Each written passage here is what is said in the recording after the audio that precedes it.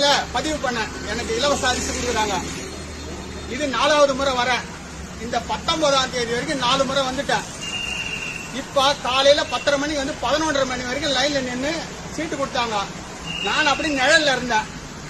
நிழல்ல இருந்து 1 மணிக்கு நான் இங்க வந்து அந்த சீட்டு காமிச்சா இவங்க ரேஷன் கடையில இருக்கிறவங்க அதெல்லாம் உங்களுக்கு கொடுக்க முடியாது போன்னு சொல்லி ஒரு மரியாதை குறைவா நடந்துக்கினாங்க.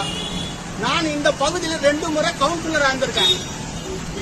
ஆனா இந்த மாதிரி அவமரியாதை அரசு கொடுக்கிற இலவச பொருள்ல ரேஷன் கடையில இருக்கிறவங்க மரியாதை குறைவான முறையில பேசி வழங்கினால எனக்கு மன உளைச்சலாகி அந்த பொருளை திருப்பி தண்ணியை வச்சுட்டேன். ரேஷன் கடையில வச்சுட்டேன். அரசுக்கே இது இனிமேல் சொந்தமாகும். மரியாதை குறைவா நடந்தவங்க மேல நடவடிக்கை எடுக்கணும். இந்த ரேஷன் கடையில ஒர்க் பண்றவங்க மேல நடவடிக்கை எடுக்கணும். இது என்னுடைய வேண்டுகோள். அரசு இலவசமா கொடுக்கிற பொருள் மேல மரியாதை குறைவா பேசினா அவங்களுடைய மனசு கஷ்டப்படும். இலவசமா கொடுக்கிறன்றதுனால இலக்காரம் கிடையாது. மக்கள் மீது அன்போட பேசணும், மரியாதை கொடுக்கணும். 2 முறை கவுன்சிலரா இருந்த என்னையே அவமதிக்கிறாங்கன்னா பொதுமக்களை எப்படி அவமதிப்பாங்க? இது என்னுடைய கருத்து. என்னுடைய பொருளை ரேஷன் கடையில் கொடுத்த பொருளை நான் வச்சுட்டேன்.